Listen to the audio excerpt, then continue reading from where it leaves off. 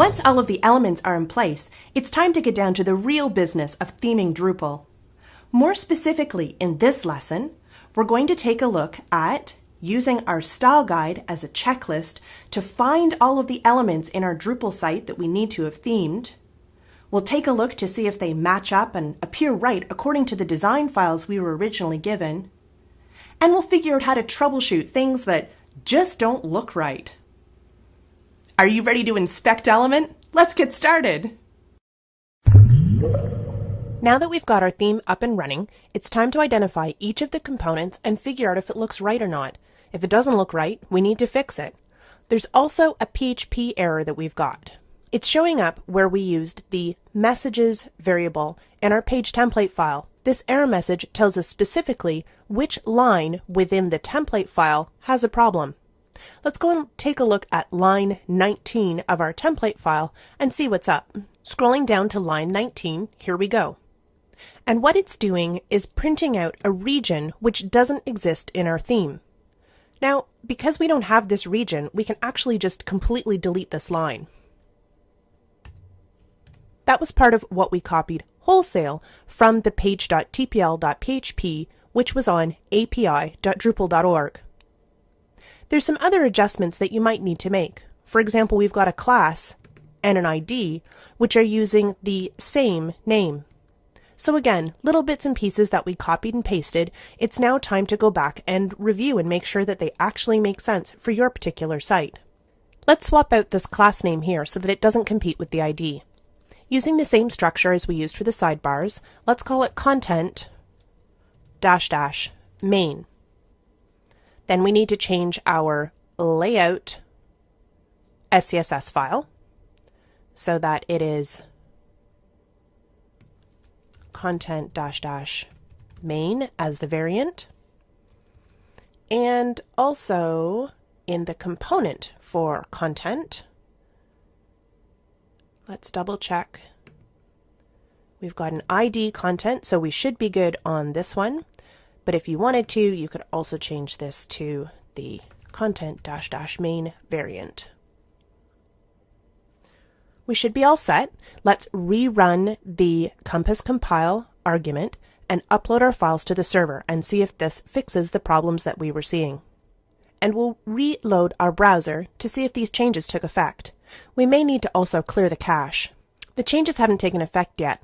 Let's go into Configuration and scroll down to Performance. There it is there. And click Clear All Caches. This will reload the theme registry and basically grab a fresh copy of the template file page.tpl.php. With those caches cleared, let's close the overlay and take a look and see if the error message has disappeared. That error message is gone. So now we're set to work through our build guide and check on each of the different components that we've added to our site. Here's our build guide here.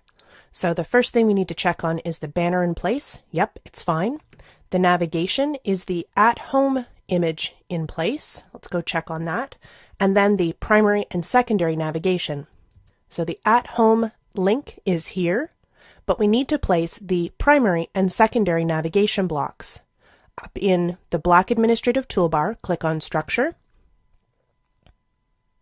then click on Blocks, and scroll down and see if we can locate the main menu. Let's click on Region and change it to left column, the nav - left column. And we need one more block. Doesn't really matter which one. Let's use one of these generated blocks down here for the secondary navigation. Scroll up to the top, make sure they're in the right order of the main menu coming first, which is probably currently empty, and also this generated menu. That looks fine. Scroll to the bottom and click Save Blocks. Let's close the overlay and take a look at those navigation menus. They appear over on the left-hand side now. We can see that there's still a bit of styling to do, and we also need to disable the name of the blocks.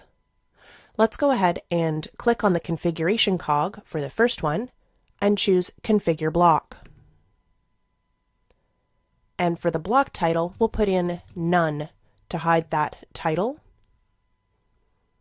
Scroll to the bottom and click Save Block. Now the title is missing, which is perfect. Same thing for the main menu. Go ahead and click on the configuration cog and click Configure Block. Same thing as before.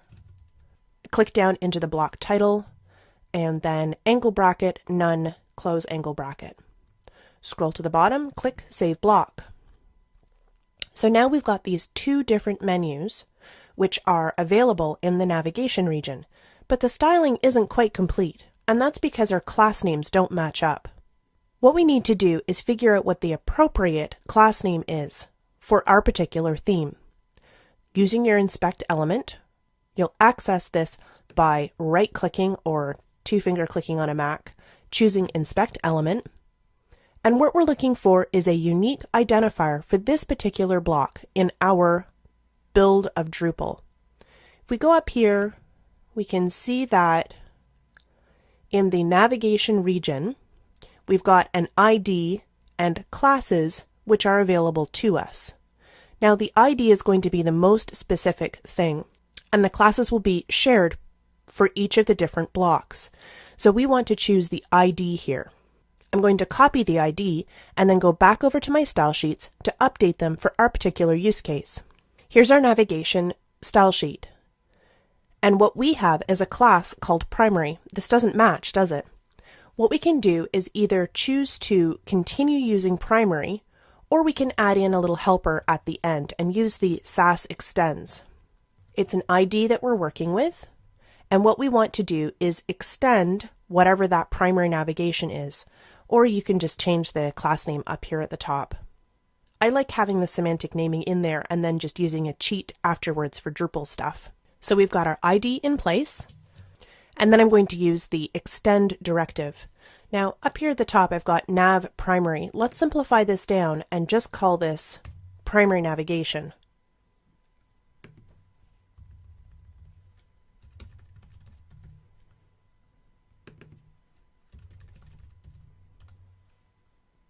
Now all of the styles from this primary navigation should be applied to our particular block menu. Let's go down and repeat this for the secondary navigation menu. Now we don't actually know what the ID is for the second block, so let's go ahead and grab that now from our browser. Double-clicking or right-clicking rather on the home link, I'm going to choose Inspect Element. And again, look for the ID, which is unique to this particular block. In this case, it happens to be block system main-menu.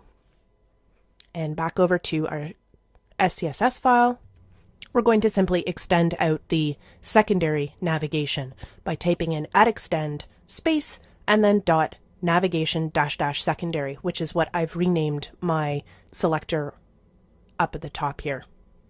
So our navigation should be all set. Whoops, an extra curly bracket there. Our navigation should be all set. We need to rerun Compass Compile and upload the revised CSS files to our server. I've got the correct files uploaded now, and I can see that the navigation over on the left-hand side is finally showing the right colors. Now, we still have some things that are out of order and adjustments that need to be made. But going through the site one component at a time and making sure that your selectors are correct, extend them based on the Drupal class or ID names as appropriate, and just check to see what's right and what's not right. But at this point, you've got the basic structure in place, and you can go through and essentially theme by component. Because you've got everything broken down and you've got a build list, everything is laid out for you. You've got that entire checklist and you know where everything is. It's just a matter of a little bit of hard work at this point, but it's all doable and I know you can do it. Using your build guide and your style guide, go through and fix the rest of the components for your site.